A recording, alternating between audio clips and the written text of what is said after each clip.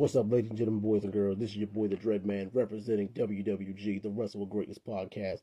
Let's get into tonight's episode of Friday Night SmackDown. So we open with none other than the newly crowned United States Champion, L.A. Knight. Yeah, and by God, we need to come back to Barcelona, Spain more often because that crowd was electric. But of course, none other than Big Jim himself, aka Jimmy Uso, was staking his claim to be one of the contenders for the United States Championship coming up. But that was, of course, interrupted by Solo Sikoa's bloodline, which ended up being in a what we thought was a 2-on-3 handicap match, ended up being a 6-man tag match with the introduction of Braun Strowman. And while Uso, Knight, and Strowman took care of business, Jacob Fatu took it upon himself to lay waste to Braun Strowman after the match, which is setting up a rematch between them two in the next episode of Friday Night SmackDown. Next up, you had the women's singles match between Charlotte Flair and B-Fab. And B-Fab cut a tremendous promo in Espanol. And if it hasn't been said yet, B-Fab is incredibly underrated. Hopefully going forward, she gets some better looks, some bigger plates, and some better book matches going forward. But, as with everything, Charlotte Flair is inevitable. She took this match quite handily. But not before she was about to try to end B-Fab. Tiffany Stratton came out there and they went on a all-out brawl for about at least a good 10 to 15 minutes, even when The Miz was about to come out there and do his segment for Cody Rhodes. But, man, they are building tremendous hype. They probably have one of the most hype matches going into this week's WrestleMania. And if Miz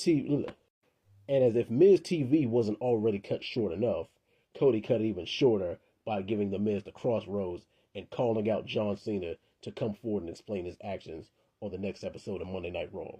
Will he get him? I'm not sure. But hopefully we will get a John Cena appearance sometime between now and WrestleMania, which I believe we will.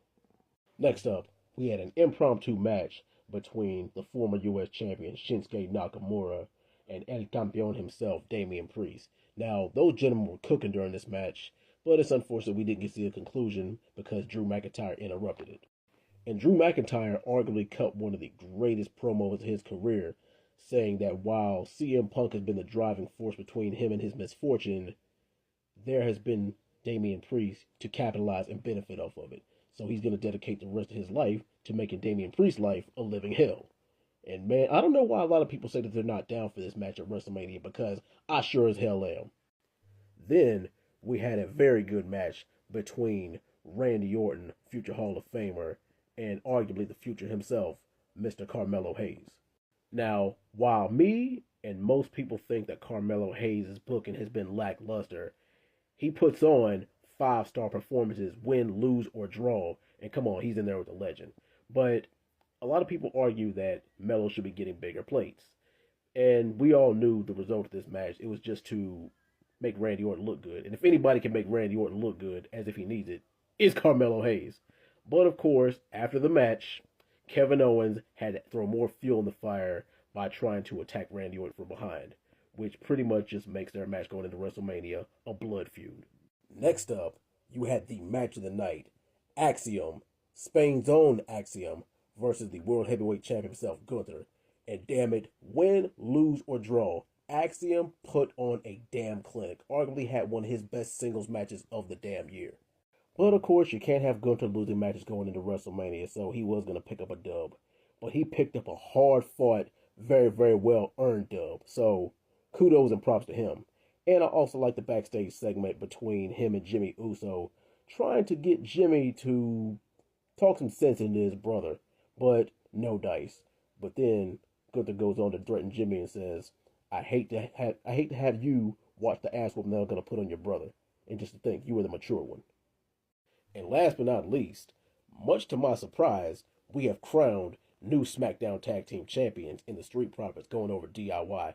Now, I didn't expect it to happen this soon, so if anybody else thought this was a surprise, I'm just as surprised as you are. But I think it's all but set in stone that we're going to get a fatal 4-way match between DIY, MCMG, The Profits, and Pretty Deadly. And I don't understand why everybody likes to call the Friday Night SmackDown Tag Team division boring.